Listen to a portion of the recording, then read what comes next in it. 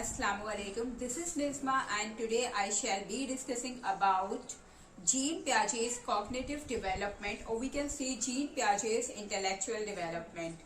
Jean Piaget was a Swiss psychologist, मतलब ये Switzerland से बिलोंग करते थे. इन्होंने बताया कि चिल्ड्रन आर एक्टिव कंस्ट्रक्टर और we can say active builder of knowledge, मतलब ये अपनी नॉलेज का कंस्ट्रक्शन खुद करते हैं.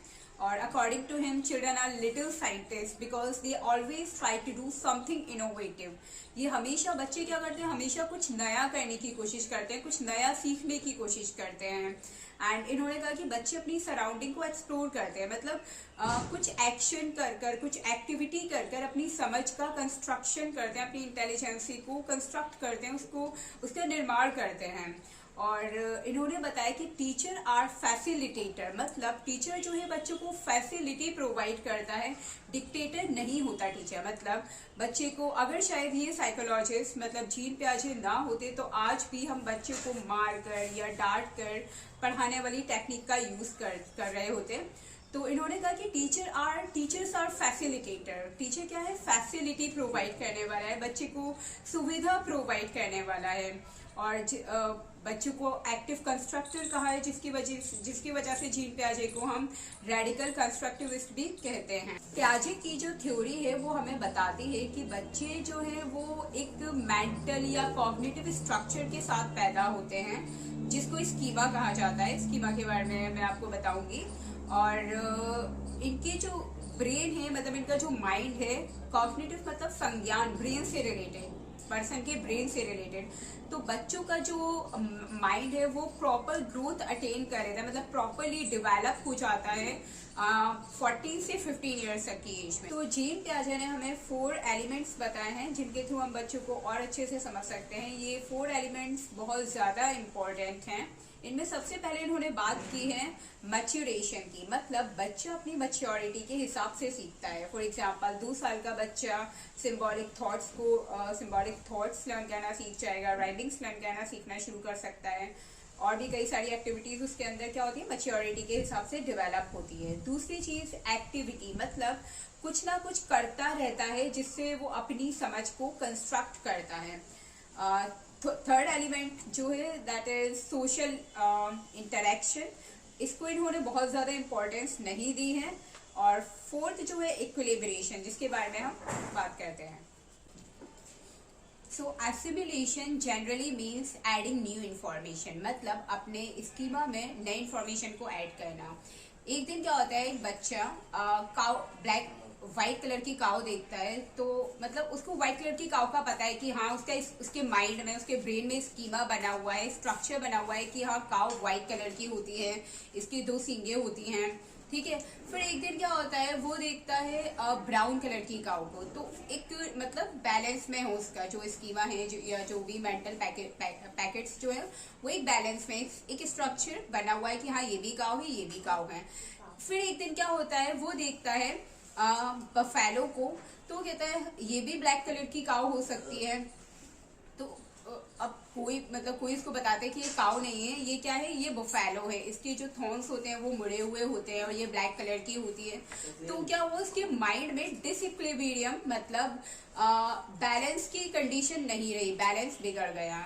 फिर उसके बाद में उसने अपने जो उसका स्कीमा था उसको मैनिपुलेट किया, उसके अंदर नई इन्फॉर्मेशन को ऐड किया. तो एक्कोमोडेशन जनरली मीन्स क्या हो जाएगा, एडजस्ट करना. उसने अपने पुराने स्कीमा में नए स्ट्रक्चर को, नए स्कीमा को एडजस्ट किया, नए स्कीमा को मैनिपुलेट किया. तो जनरली एसिमिलेशन मीन्स क्या है, एडिंग न्यू इन्फॉर्मेशन, और एक्कोमोडेशन मीन्स एडजस्टिंग, मतलब पुराने स्कीमा में नई एडजस्ट करना, उसको मैनिपुलेट करना.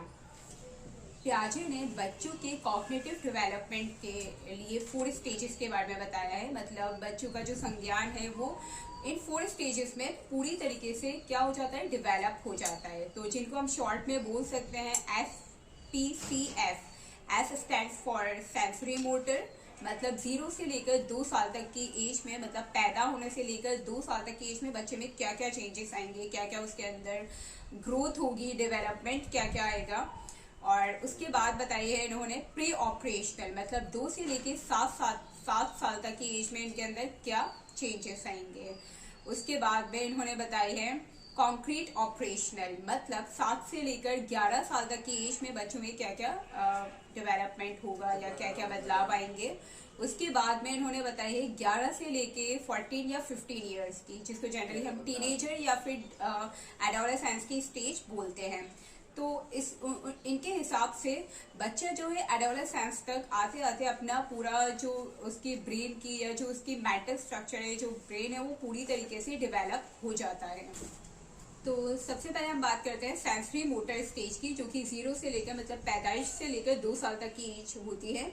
और इसको सेंसरी मोटर क्यों कहा जाता है, क्योंकि इस स्टेज में बच्चे अपने सेंसेस से सीखते हैं, मतलब टच कर कर, फील कर कर, देख कर, और मोटर मतलब हाथों की या फिर अपने बॉडी पार्ट्स की एक्टिविटी कर कर सीखता है। तो we can say that senses are teachers. Senses क्या होते हैं, इस एज में टीचर होते हैं बच्चे के। और इसी एज में बच्चे में ऑब्जेक्ट परमानेंस की चीज़ डेवलप होती है, मतलब स्टार्टिंग एज में बच्चे के हाथ में कोई चीज़ है, अगर हम उसको ले लेंगे, लेते उससे वो चीज़, वो क्या मतलब रोएगा नहीं, वो कुछ नहीं करेगा। लेकिन इसी स्टेज की एंड में आते आते बच्चे क्या करता है, उस चीज़ के लिए क्या हो जाता है, मतलब उसके लिए वो ऑब्जेक्ट परमानेंट बन जाता है। मतलब वो अगर उसके हाथ में से वो चीज़ या कोई टॉय है उसके हाथ में से ले लेते हैं तो वो क्या करेगा, रोना स्टार्ट कर देता है। उसके बाद हम बात करते हैं डेफर्ड इमिटेशन की। डेफर्ड इमिटेशन क्या होता है, जैसे कि बच्चे ने अपने पेरेंट्स को, अपने मम्मी को या अपने पापा को कोई भी एक्टिविटी करते हुए देखा है, जैसे कि स्वीपिंग करते हुए, झाड़ू लगाते हुए देखा है, तो किसी और नेक्स्ट डे या फिर किसी और दिन वो बच्चा उस एक्टिविटी को क्या करेगा, इमिटेट करेगा, क्या करेगा, कॉपी करेगा, मतलब झाड़ू उठाएगा और लगाना शुरू कर देगा। ठीक है। और इसके बाद हम बात करते हैं गोल डायरेक्टेड बिहेवियर की। गोल डायरेक्टेड बिहेवियर क्या होता है, बच्चा कोई चीज़ है, अपनी किसी भी चीज़ को वो टारगेट बना लेता है और उसको अचीव करने की पूरी कोशिश करता है। जैसे कि सामने कोई टॉय पड़ा हुआ है तो वो घोड़ा बन के जाएगा या फिर किसी कैसे भी जाकर उस चीज़ को क्या करेगा, अचीव करने की, हासिल करने की कोशिश करेगा। मतलब वो चीज़ क्या है, उसके लिए गोल है। इस एज में बच्चे इस तरीके की एक्टिविटीज कर सकते हैं। जैसे अब हम बात करते हैं प्री ऑपरेशनल स्टेज की। प्री ऑपरेशनल स्टेज मतलब लॉजिक के आने से पहले की जो स्टेज होती है उसे हम प्री ऑपरेशनल स्टेज बोलते हैं। इसमें ये 2 से 7 साल तक के जो बच्चे होते हैं वो आते हैं हमारे प्री ऑपरेशनल स्टेज में। इसमें बच्चे में लैक्स लॉजिक, मतलब लॉजिक नहीं लगा पाता है बच्चा। लैक्स रिवर्सिबिलिटी, मतलब रिवर्स नहीं कर पाता है चीज़ों को। फॉर एग्जाम्पल, अगर हम बच्चे को 1 रुपीज़ के 10 कॉइन्स देते हैं और एक 1 रुपीज़ का नोट देते हैं तो बच्चे को लगेगा कि ये जो 1 रुपीज़ के 10 कॉइन्स हैं ये ज़्यादा है और जो 1 रुपीज़ का नोट है ये कम है। तो रिवर्स नहीं कर पा रहा है बच्चा इस कंडीशन में। और बच्चा क्या होता है, एनिमिस्टिक होता है, मतलब नॉन लिविंग ऑब्जेक्ट्स में भी वो लाइफ समझता है। फॉर एग्जाम्पल, अगर बच्चे की किसी टेबल से, चेयर से या ट्राइपॉड से लग जाती है तो उसको क्या लगेगा कि हम इसको मार देंगे, कि अरे मेरे बच्चे को मारा, तुमने मेरे बच्चे को मारा। तो उसको लगेगा कि हाँ, इस ऑब्जेक्ट पे लग गई, मतलब मेरा जो रिवेंज है, जो मेरा बदला है वो पूरा हो गया। उसको लगेगा कि जो नॉन लिविंग ऑब्जेक्ट्स होते हैं उनमें भी लाइफ वो समझने लगता है। उसको लगता है कि हाँ, मेरा बदला पूरा हो गया, कि हाँ इस चीज़ के लग गई। तो ये क्या होता है, इस कंडीशन में बच्चा एनिमिस्टिक होता है। और नेक्स्ट जो चीज़ होती है इस एज के बच्चे के अंदर, ईगो सेंट्रिक, मतलब सेल्फ सेंटर्ड होता है, अपने आप को यूनिवर्स का सेंटर मानता है बच्चा। फॉर एग्जाम्पल, अगर उसको लगेगा कि हाँ ये टॉय मेरा फेवरेट है या ये पेंसिल मेरी फेवरेट है या जो भी ऑब्जेक्ट उसको उसका फेवरेट होगा, उसको लगेगा कि सबका ये फेवरेट है और जो बातें मैं कर रहा हूँ वो सबको बहुत ज़्यादा पसंद आ रही है। तो मतलब उसको लगता है कि हाँ, जो मुझे पसंद है वो सबको पसंद है। Means ego centric, self centred होता है। और सिम्बॉलिक थॉट्स उसके अंदर आने लगते हैं, जैसे कि A for Apple, B for ball. तो ये सारी चीज़ें वो लर्न करने लगता है और 1 2 3 इसको समझ में आने लगती है। इन सारी ये सिम्बॉलिक थॉट्स जनरेट होने लगते हैं बच्चे के अंदर। अब हम बात करते हैं कॉन्क्रीट ऑपरेशनल स्टेज की, मतलब 7 से 11 साल तक के एज के जो बच्चे हैं वो आएंगे कॉन्क्रीट ऑपरेशनल में।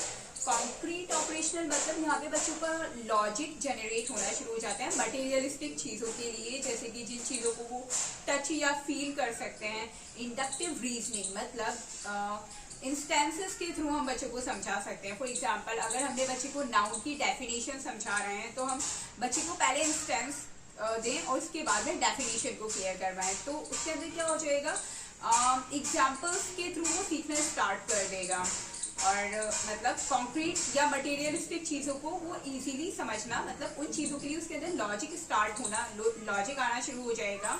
और क्लासिफिकेशन मतलब चीज़ों को उनके शेप और साइज के बेस पर, शेप और साइज के आधार पर बच्चा उन चीज़ों को क्या करेगा, क्लासीफाई करना शुरू कर देगा। जैसे कि सर्किल को सर्किल में, ओवल को ओवल में, स्क्वायर को स्क्वायर में, रेक्टेंगल को रेक्टेंगल की कैटेगरी में वो क्या करना शुरू कर देगा, बांटना शुरू कर देगा शेप और साइज के बेस पर। और कंजर्वेशन मतलब फॉर एग्जांपल अगर इस एज के बच्चे को हम 1 रुपीज़ के 10 कॉइन्स देते हैं और एक 10 रुपीज़ का नोट देते हैं, तो उसको दोनों की वैल्यू समझ में आने लगेगी कि दोनों की वैल्यू बराबर है। 1 रुपीज़ के 10 कॉइन्स की और 10 रुपीज़ के नोट की वैल्यू बराबर है, मतलब उसके अंदर कंजर्वेशन आना शुरू हो जाएगा। बर्फ से पानी का बनना, पानी से बर्फ का बनना, ये प्रोसेस वो इजीली अंडरस्टैंड कर सकता है इस एज में।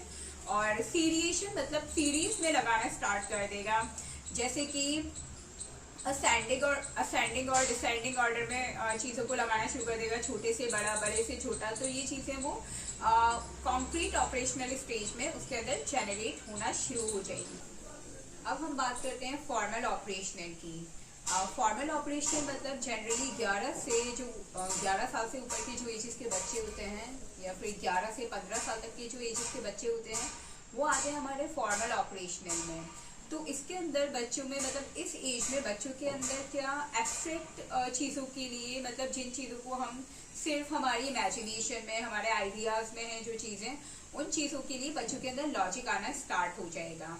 मतलब जो फिजिक्स वगैरह के कॉन्सेप्ट्स हैं तो इस एज का बच्चा इजीली अंडरस्टैंड कर लेगा। और हाइपोथेटिको डिडक्टिव रीजनिंग बहुत ही रेयर पीपल में जनरेट होती है। फॉर एग्जांपल जो साइंटिस्ट वगैरह होते हैं उनके अंदर ही हाइपोथेटिको डिडक्टिव रीजनिंग स्टार्ट होती है, तो मतलब जिनकी बहुत ज़्यादा हायर मेंटल एबिलिटी है।